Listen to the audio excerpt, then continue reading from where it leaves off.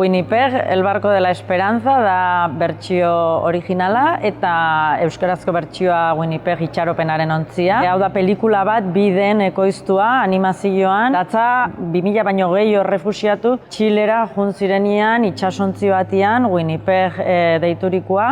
Pablo Neruda konsula zanian bideratu zuena, ez? Lista bat egin zen, 2000 errefuxiatu junalizateko itxaropenan bila edo bizitza hobeago bat edukitzeko, ez? Guk egin deguna da historia hortan oinarritu pelikula hau idazteko. Egia da, historia errealaz aparte, gero egon zan ere komiki bat, novela bat, grafikoa, Laura Martelek idatzia eta novela horren eskubideak erosi genituen pelikulan gidoia idazteko, eta Laura Martel bera ere gidoilari da pelikulan. Beñat Beitia eta Elio Quirogarekin batera zuzendariak diala ere.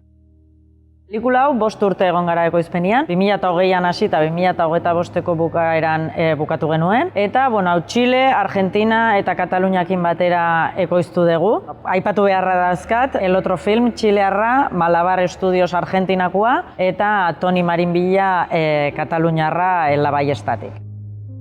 Winnipegen nazioarteko ibilbidea esan dezakegu hasi zala Bentana Surren, aurreko urtean 2025an abenduan, egin genuenan gure lehenengo proiekzioa pelikula bukauta, merkatu barnia. Hasi ginen hizketan ja nazioarteko salmenta agentzi batekin, MMM Film Sales, diala frantziarrak, eta beraiekin batea hasi ginen ja ibilbide hau. Eta hori, deitu ingintuzten bai Anezitik, Contrechamp sekzioan egoteko, eta gero Xangaitik. Eta, guretzat hau da, amets bat.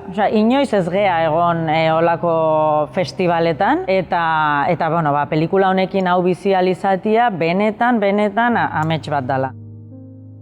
Guk Dibulitun estudio Anezin egon gara hainbat alditan. Anezik daka alde batetik festivala, beste alde batetik daka MIFA ere merkatua. Gu area beti juten geha, pelikulan bat ikustera, eta nola ez, bilera pila bat izatera, bai ekoizlekin eta bai salmenta agentzikin. Baina benetan ez gendun espero festivalen egon alizatia pelikula batekin, kompetentzian, eta Contrechamp sekzioa beti izan da, asko jarraitu dugun sekzio bat, behaiek bilatzen dituzte, pelikula gehiago autoralagoak, eta pelikula hau benetan horrelakoa da. Eta horregotia ez da erraza, aurtenan egongo gea, beraz, disfrutatzea benetan.